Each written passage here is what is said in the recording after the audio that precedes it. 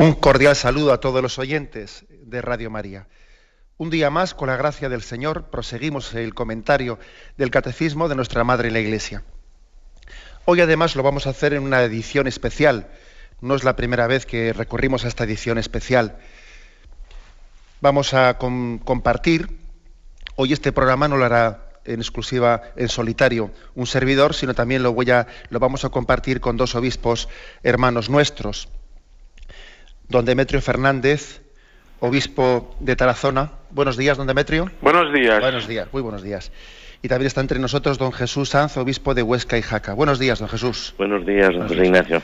Bueno, pues el motivo de haber introducido a estos dos hermanos obispos en este programa, esta edición especial que queremos hacer, es hablar durante, pues algunas sesiones, veremos a ver las que nos ocupa, sobre el martirio cristiano. El hecho de que la Iglesia española haya vivido con mucha intensidad el día 28 de octubre, haya vivido esas beatificaciones de esos 498 hermanos nuestros, ¿no?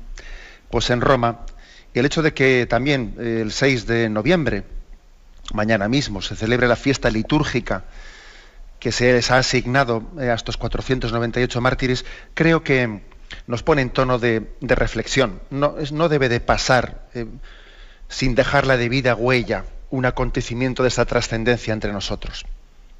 Además, aunque sea adelantarnos, en el punto 2473 del Catecismo, al cual llegaremos porque no nos queda tanto, ese es un punto del Catecismo en el que está englobado la explicación del octavo mandamiento.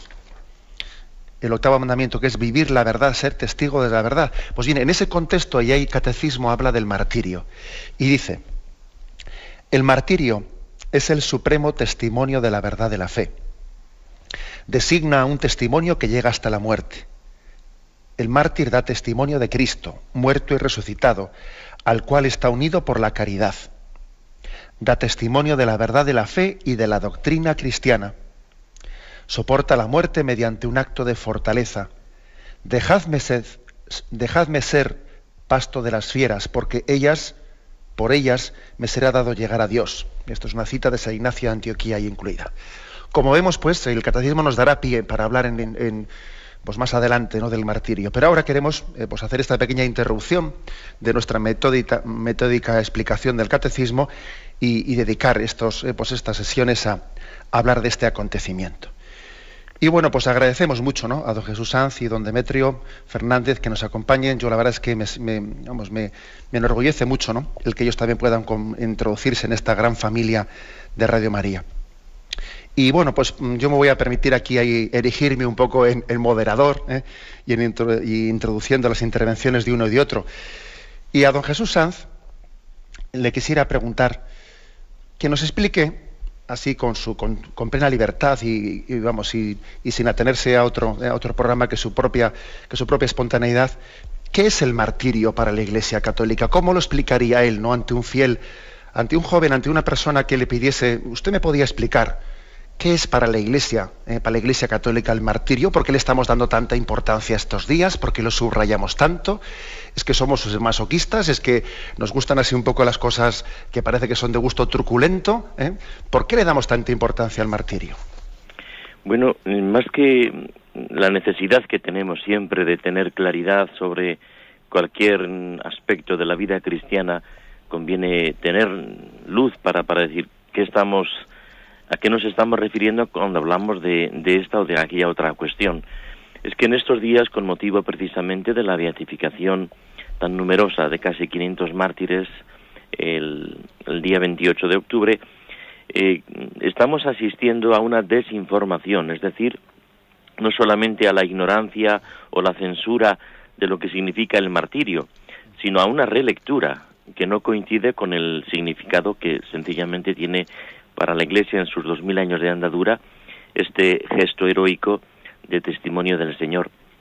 Por eso me parece más necesario el recordar el significado que tiene el martirio, para evitar no reducir a nuestros mártires con unos vulgares kamikazes que sencillamente se dejan matar por otras cuestiones y con otras razones, y también para evitar que les coloquen a los mártires detrás de determinadas pancartas, siglas o banderíos.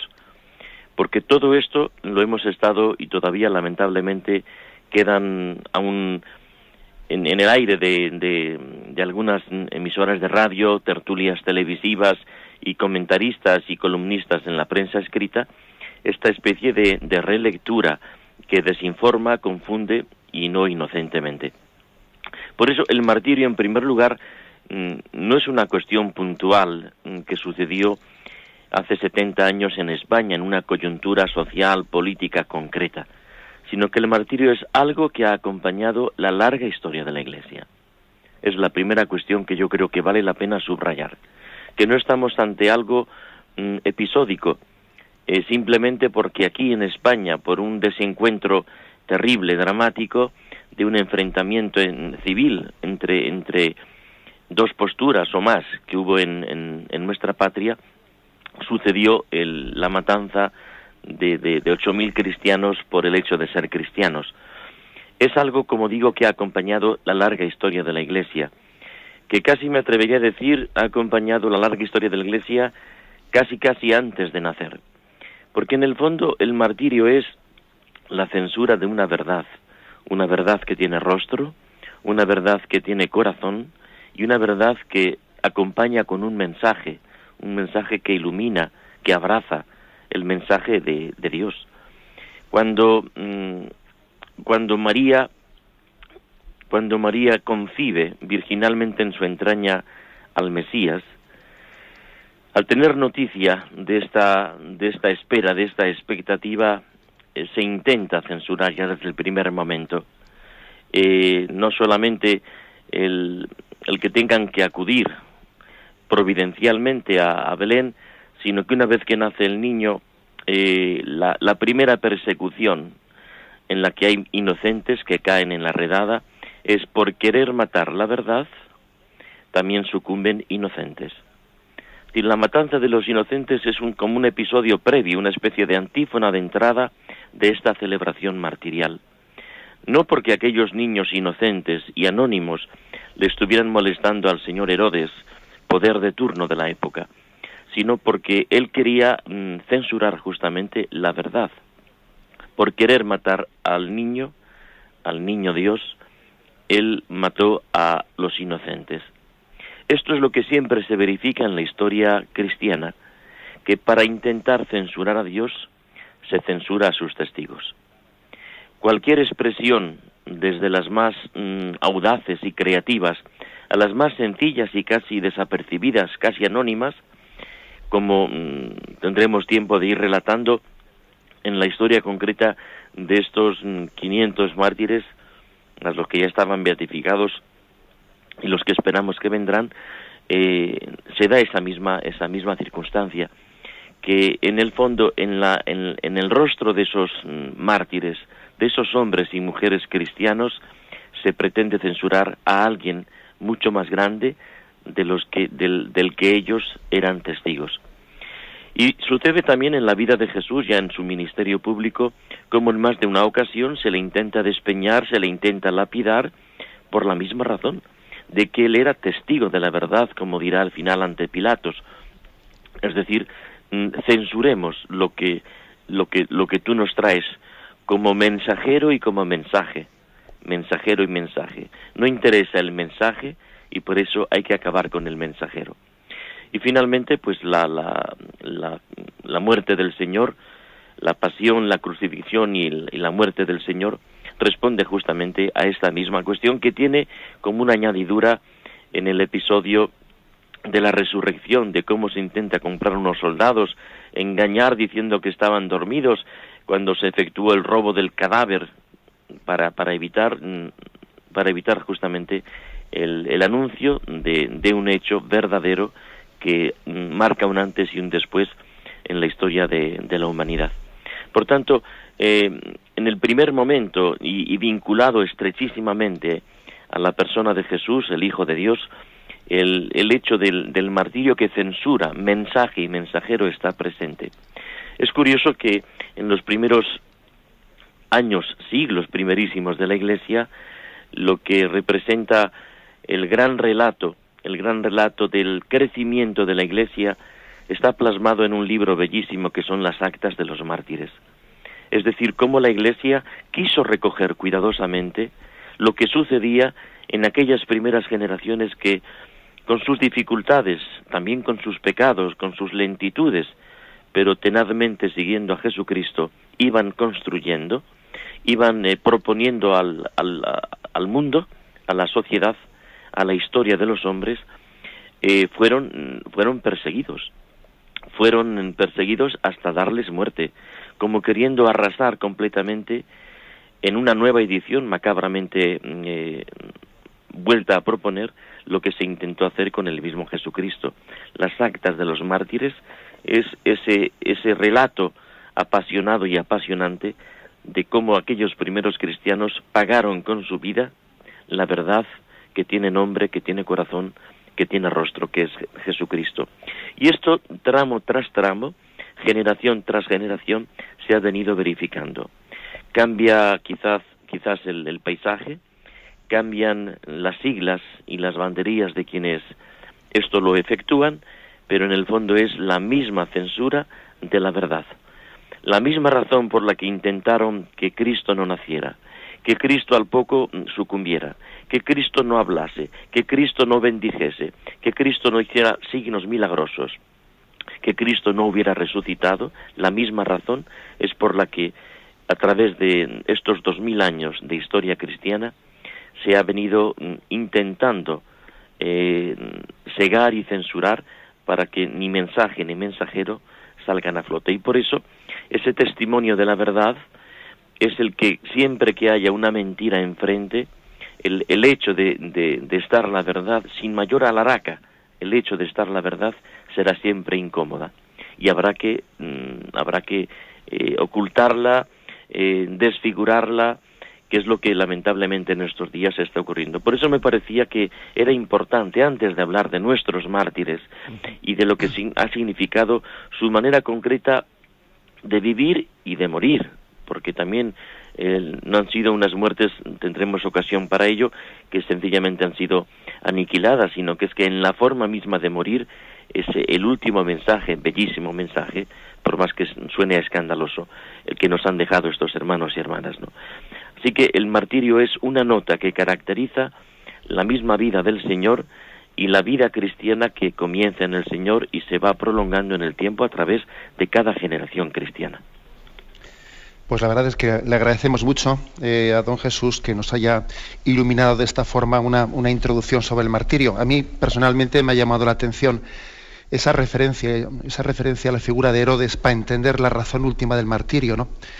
Cuando Herodes estaba sacrificando a aquellos niños, en el fondo a quien quería eliminar no era tanto a esos niños, sino quería eliminar en ellos al Hijo de Dios, al niño ese que había sido anunciado por los profetas, al niño de Dios, al Hijo de Dios es anunciado. Y creo que esto es bueno referirlo, especialmente estos días yo en algunas conversaciones, pues estaba comentando que se está olvidando bastante en este debate en torno a los mártires el hecho de que lo que se estaba persiguiendo, o la razón última de esta persecución, era la consideración de la religión como el opio del pueblo, el pensamiento de que para que el hombre se dignifique, que será un poco el pensamiento marxista, ¿no?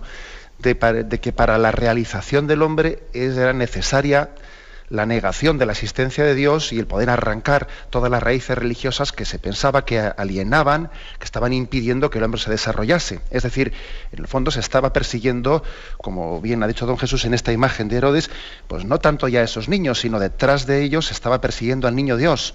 Igualmente detrás de estos mártires se estaba persiguiendo la idea de Dios mismo, la idea de un Cristo libertador, ¿eh? Por eso creo que entronca bien pues esta explicación. Bien, pues si os parece, vamos a tener en este momento... Continuamos con esta edición especial del Catecismo de la Iglesia Católica. Hoy tenemos con nosotros a don Jesús Sanz, el obispo de Huesca Jaca, y a don Demetrio Fernández, obispo de Tarazona. Y estamos aquí haciendo esta tertulia, intentando explicar e iluminar los distintos aspectos del martirio cristiano.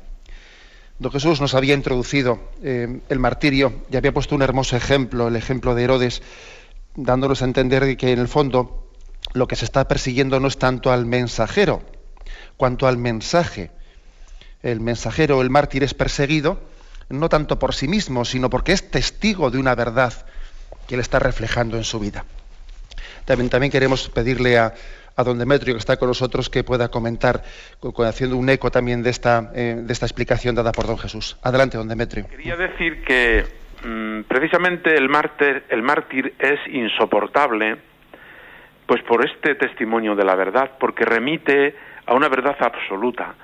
En nuestra época se respeta al que pues propone su verdad, tu verdad, mi verdad, su verdad, nuestra verdad, es decir, un relativismo tremendo, ¿no? Y la pregunta es, pero bueno, ¿existe la verdad o cada uno va a su bola? Y el mártir, sin embargo, se planta en el escenario de la historia y con toda humildad es reflejo y transparencia de la verdad de Dios y del amor de Dios al hombre. Y eso es insoportable, sobre todo en circunstancias que han durado toda la historia, pero hay momentos en que se agudizan, circunstancias en las que reina, diríamos, o impera el relativismo, ¿no? Lo digo porque en nuestra época es muy actual el testimonio de los mártires, ya que incluso se les extorsiona diciendo pues que ellos imponen la verdad que profesan o que viven, y no es verdad. Justamente ellos se dejan matar por profesar esa verdad, pero ellos no imponen a nadie lo que ellos piensan, lo que ellos viven y la experiencia que ellos están existencialmente viviendo, ¿no? Entonces, creo que es importante saber que la verdad es de Dios, es reflejada por el mártir y es insoportable para el mundo en todas sus épocas, y por eso es eliminada, como habéis dicho.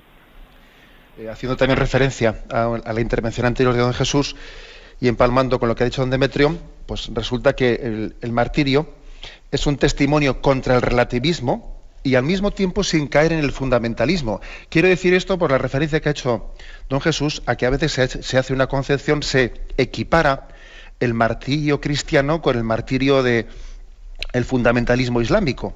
Muchos españoles de a pie la palabra mártir y casi inmediatamente la identifican con los mártires de Al-Aqsa o con algún tipo de grupo terrorista de kamikazes que se autoinmolan, ¿no? Y sería bueno hacer esta distinción bien clara. El martirio cristiano, siendo un testimonio contra el relativismo porque proclama la fe en unas verdades absolutas, sin embargo, al mismo tiempo, jamás ha caído en ese fundamentalismo. El cristianismo siempre ha insistido en que no se puede matar en nombre de Dios, porque es una blasfemia además de un homicidio, y creo que esta distinción de conceptos es importante y necesaria realizarla. Bien, pues vamos a dar un pasito más, porque yo creo que dentro de esa insoportabilidad a la que se refería ahora don Demetrio, parece que el mártir resulta insoportable, ¿no?, para una mentalidad relativista y subjetivista. Yo creo que una de las cosas que más han impactado, incluso han escandalizado, es algo muy subrayado en estas 498 beatificaciones. Me estoy refiriendo al testimonio del perdón, al escándalo del perdón, a eso de que se muera perdonando, ¿no? Y esto, pues, a muchas personas les ha resultado como algo casi artificial, ¿no? Artificial, el hecho de que todos esos mártires muriesen perdonando a sus ejecutores. Bueno, ¿por qué los mártires le han dado tanta importancia? Han querido como rubricar su martirio con el perdón. ¿Por qué nosotros casi estamos autentificando el martirio con esa forma de morir? Don Demetrio, le pediríamos que nos aclare esto. Vamos a ver, yo creo que estamos ante el núcleo fundamental del cristianismo, más aún ante la actitud básica del propio Jesucristo, que es donde se inspira lógicamente el cristianismo y se prolonga en la historia, en la Iglesia, ¿no? Cuando Jesucristo se planta, diríamos, en el escenario de este mundo, pues viene de parte de su Padre, nos habla de la misericordia de su Padre Dios, del cual él se siente hijo único, consustancial al Padre, y al revelar al hombre el misterio del Padre y de su amor, nos recordará el Concilio Vaticano II, revela al hombre el misterio del propio hombre. Y por tanto, el cristianismo desvela al hombre una grandeza que no se le podía haber ocurrido, no brota de la carne ni de la sangre. La grandeza consiste en que el hombre es capaz de amar más, es capaz de perdonar, es capaz de parecerse a Dios, que es misericordioso y que nos perdona a todos nosotros. Jesucristo, de hecho, en el mensaje de su Padre, Dios, nos enseña a perdonarnos unos a otros como Dios nos perdona a nosotros. De hecho, en el Padre Nuestro es una de las peticiones fundamentales. Perdona nuestras ofensas como nosotros perdonamos a los que nos ofenden. Le decimos a Dios Padre. Luego, en el núcleo duro, diríamos, y en el centro del cristianismo está el perdón de los enemigos. Perdonad a vuestros enemigos, orad por los que os persiguen y calumnian, devolved bien por mal. San Pablo dirá después, luchad y venced el mal a fuerza de bien, que es como realmente se construye la historia. Podríamos decir que en los grandes períodos de la humanidad, pues en estas relaciones humanas existe una primera ley, que es la ley de la selva, donde el más fuerte es el que vence, ¿no? Como el león en la selva, pues todo el mundo está bajo su poderío. Lógicamente eso supone muy poca civilización. Y no me estoy refiriendo a épocas antiquísimas, ¿no? Esto está vigente a día de hoy, la ley de la selva, ¿no? El más fuerte es el que vence y es el prepotente y es el que triunfa. Luego después está la ley del talión, que es un paso muy grande en la historia de la humanidad, donde la ley de la selva queda domesticada y solamente se permite el ojo por ojo. Si te han dado un bofetón, puedes dar tú otro. No vale el que si te han dado un bofetón por la ley de la selva, al otro le mates, ¿no? Por tanto, la ley del talión es un paso notabilísimo en las relaciones humanas. Pero Jesucristo, tomando la ley del Sinaí, en donde Dios pues nos manda amar a nuestro prójimo como a nosotros mismos, es un paso ya muy grande, ámale como tú quieres ser amado. Jesucristo lo lleva al extremo y esta es, digamos, la novedad cristiana. Amaos unos a otros como yo os he amado. ¿Y cómo nos ha amado Jesús? Perdonándonos desde la cruz. Padre, perdónalos que no saben lo que hacen. Y esto es muy curioso porque los mártires, sin haberse puesto de acuerdo como nosotros, así ahora en red que estamos hablando para Radio María, sino que cada uno en su lugar y desde su circunstancia se ha acordado en el momento en el que ha sido perseguido, ha sido maltratado, calumniado, y en el momento incluso en que iba a ser fusilado, se ha acordado y ha vuelto sus ojos a Jesucristo, que es nuestro Maestro y es el que realmente nos enseña esta manera de amar. Y por eso todos han muerto perdonando. Perdónalos, Señor, que no saben lo que hacen, o bendiciendo, o pues reaccionando de manera que a los propios verdugos les ha desconcertado. Pero ya pasado el tiempo, pues cuando en estos días se nos ha propuesto el testimonio de tantos y tantos y tantos mártires, es llamativo que ellos, todos y cada uno, hayan sido perdonadores en el momento mismo de la muerte de aquellos que les estaban ejecutando. Con lo cual, ellos, en primer lugar, lo que nos están diciendo a los contemporáneos de hoy es que el cristiano es el que sabe perdonar, el que aprende a perdonar. Y por eso el cristianismo es un factor de reconciliación, porque Jesucristo en la cruz ha unido a unos y a otros, a todos, y por la sangre de su cruz nos ha perdonado a todos los pecados, porque todos somos culpables, no se trata de echar la culpa al otro, ¿no?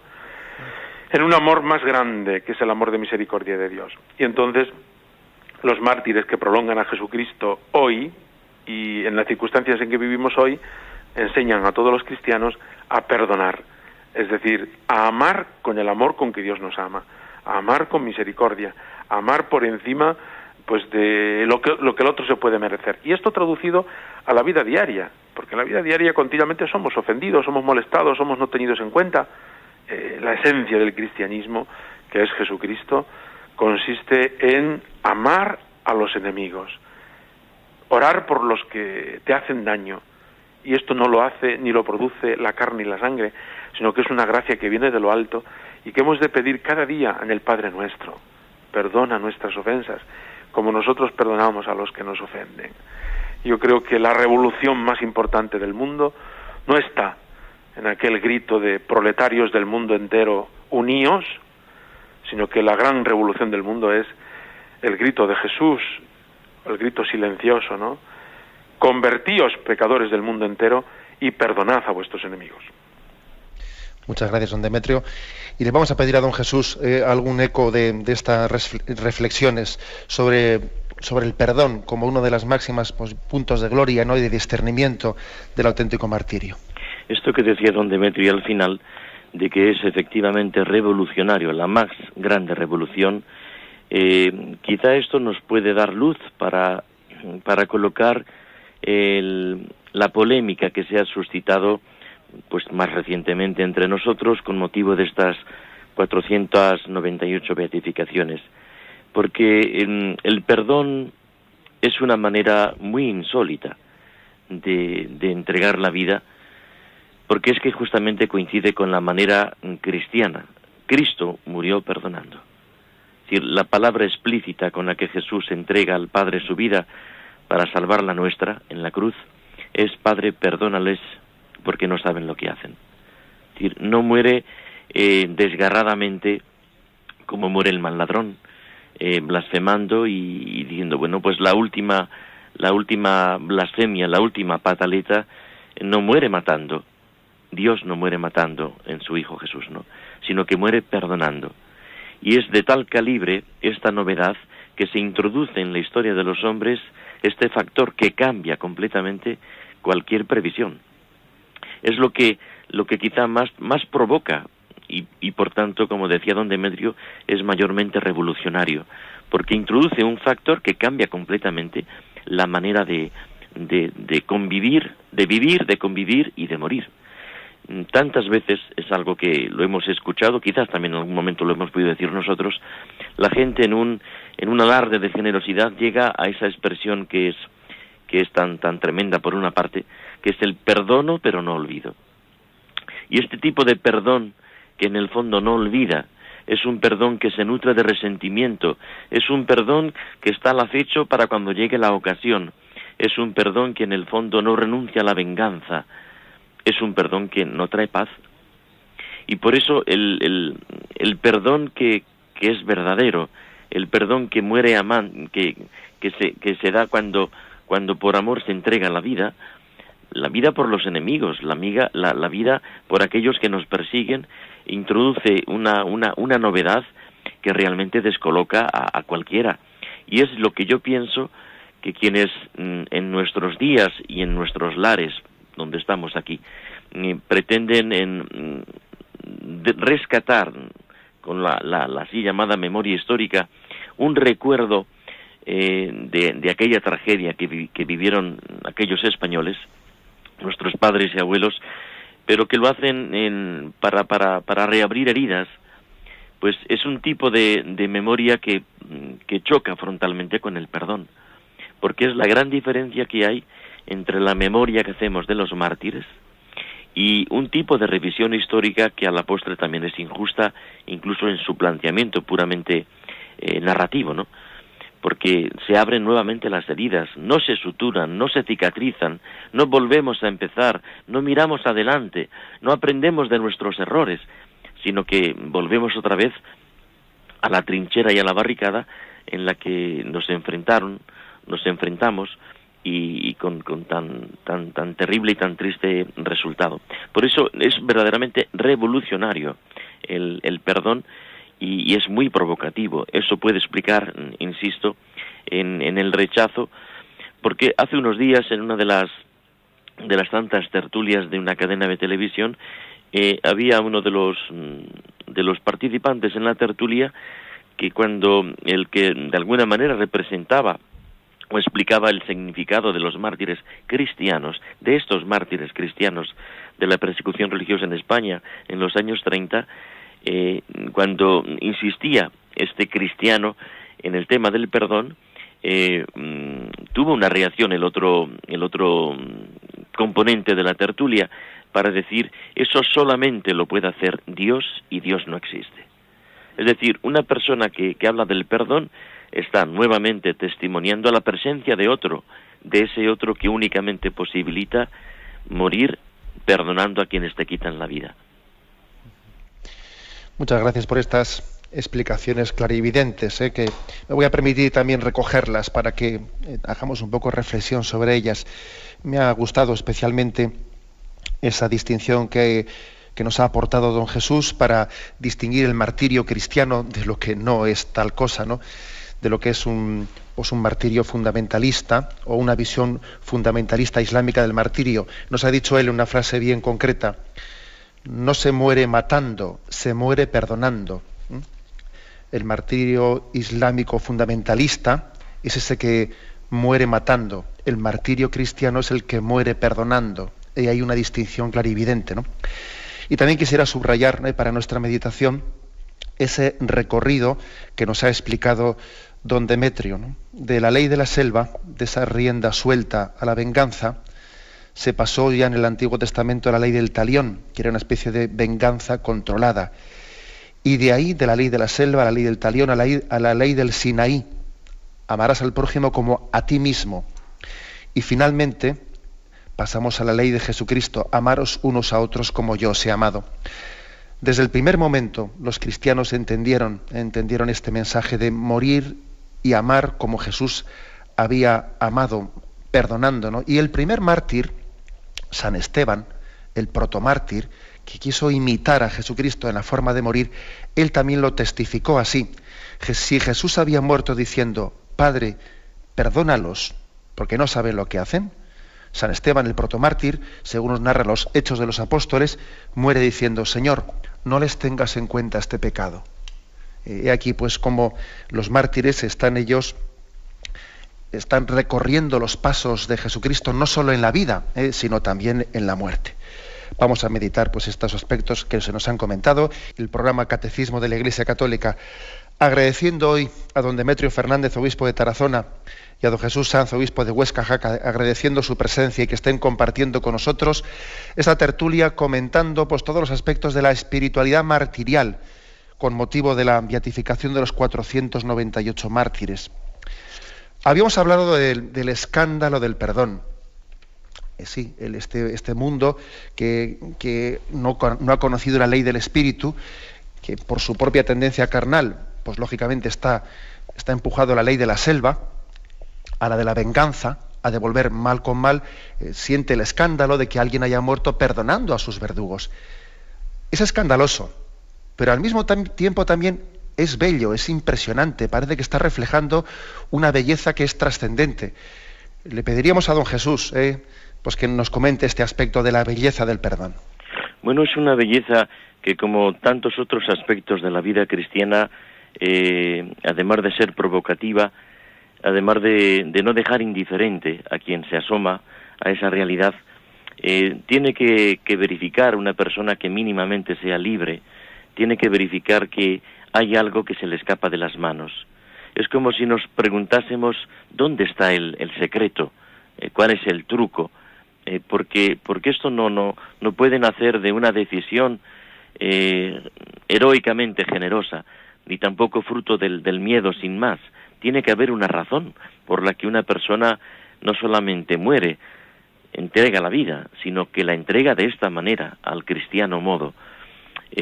Jesús, cuando propone esa ley, que no es la de la selva ni es la del Sinaí, que es su propia ley, la promulga inicialmente en el Monte de las Bienaventuranzas, en donde llama dicha.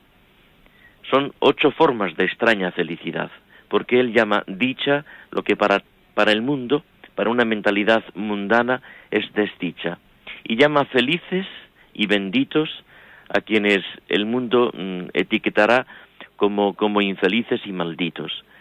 Y uno se pregunta, ¿qué ha visto Jesús en esas lágrimas, en esas persecuciones, en esa hambre que la hace bendita, la hace bienaventurada, dichosa y feliz? ¿Dónde está el secreto?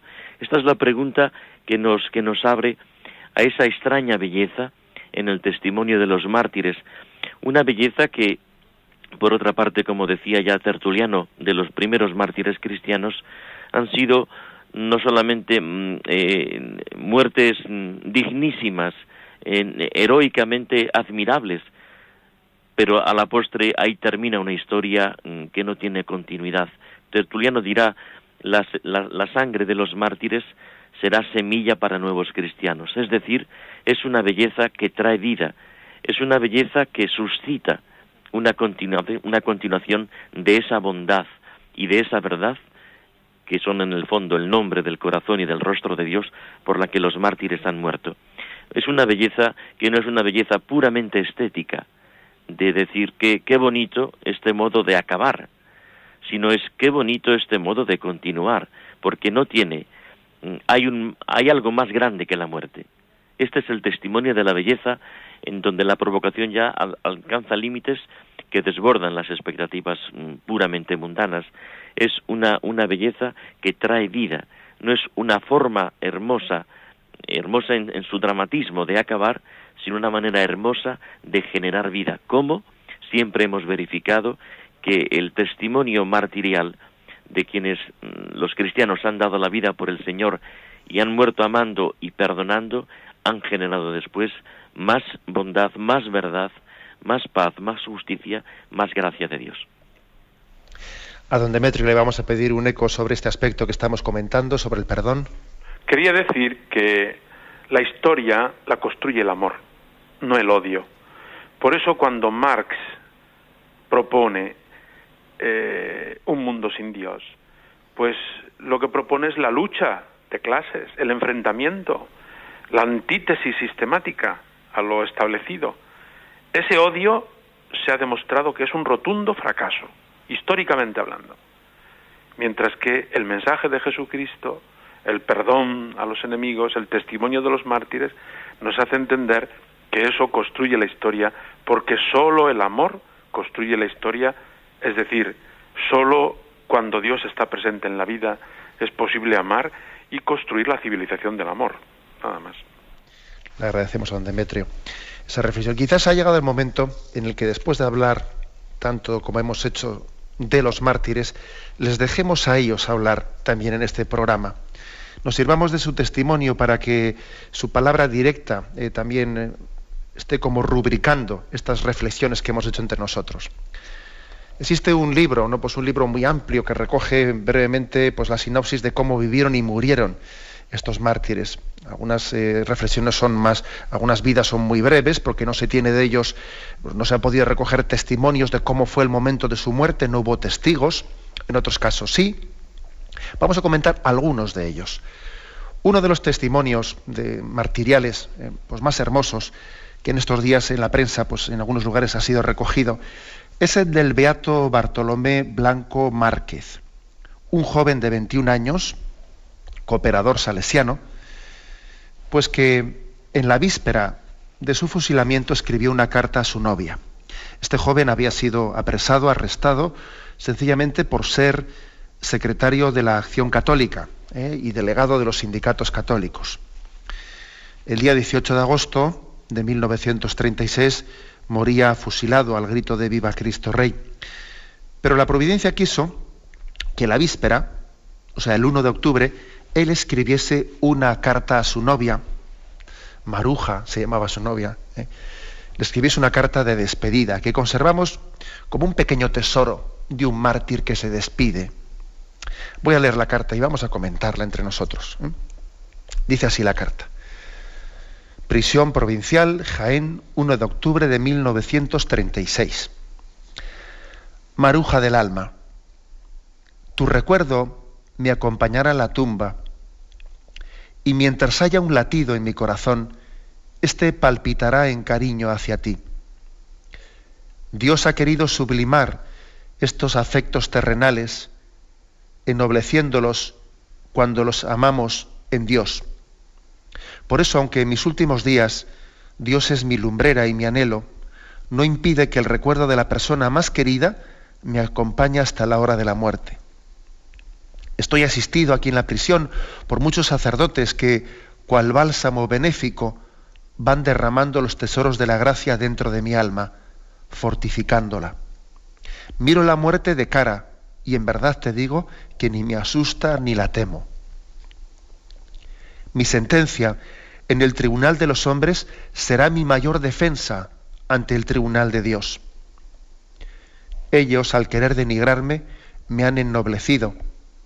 Al querer sentenciarme, me han absuelto, y al intentar perderme, me han salvado. ¿Me entiendes? Claro está. Puesto que al matarme me dan la verdadera vida, y al condenarme por defender siempre los altos ideales de religión, patria y familia, me abren de par en par las puertas de los cielos. Mis restos serán inhumados en un nicho de este cementerio de Jaén. Cuando me quedan pocas horas para el definitivo reposo, solo quiero pedirte una cosa: que en el recuerdo del amor que nos tuvimos y que en este instante se acrecienta, atiendas como objetivo principal a la salvación de tu alma, porque de esa manera conseguiremos reunirnos en el cielo por toda la eternidad, donde nada nos separará.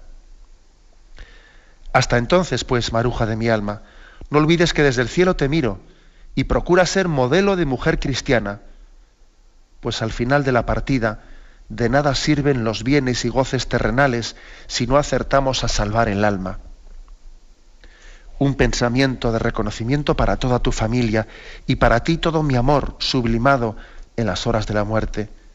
No me olvides, maruja mía, y que mi recuerdo te sirva siempre para tener presente que existe otra vida mejor y que el conseguirla debe ser nuestra máxima aspiración. Sé fuerte y rehaz tu vida. Eres joven y buena y tendrás la ayuda de Dios que yo imploraré desde su reino. Hasta la eternidad, pues, donde continuaremos amándonos por los siglos de los siglos. Una carta, pues, que he leído, ¿no?, pues, con emoción, porque verdaderamente refleja la grandeza y la belleza del testimonio martirial de un joven de 21 años, ¿no? Parece mentira que un joven de 21 años pueda tener la madurez, la santidad de escribir con esta serenidad y de reflejar, pues, una vida de intimidad tan grande con Jesucristo. Os pediría, pues, una palabra de comentario a este testimonio martirial. Igual se lo pedimos en primer lugar a don Jesús. Pues además de lo conmovedor, tú cuando la leías se notaba en el timbre de tu voz la emoción, y yo cuando la volví a escuchar, pues la he leído en estos días varias veces, pues te conmueve, ¿no? Te conmueve por la verdad de lo que este joven de 21 años, que bien dicho está el subrayado que has hecho de su madurez humana y cristiana, ¿no? Que a esos 21 años es capaz de mirar con esta serenidad, fruto de la gracia, sin duda, lo que estaba a punto de sucederle, ¿no? Cómo es capaz de darnos en esa carta un tratado de vida cristiana, de lo que significa el amor a Dios sobre todas las cosas y no contra todas las cosas. Porque rezuma esta carta esa paradoja tan propia del Evangelio de que solamente el que pierde tiene y solamente el que entrega la vida es el que vive. Paradójicamente. Se ve que Dios no es rival de lo más noble, de lo más hermoso, no es rival de la vida. Dios no nos exige el sacrificio como algunas formas religiosas, pues, de otras partes. Pensemos en las formas aztecas, ¿no?, que pedían el sacrificio sin más para calmar el ansia de los dioses, ¿no? Dios no es un rival de la vida ni de lo noble, sino que es el mejor cómplice.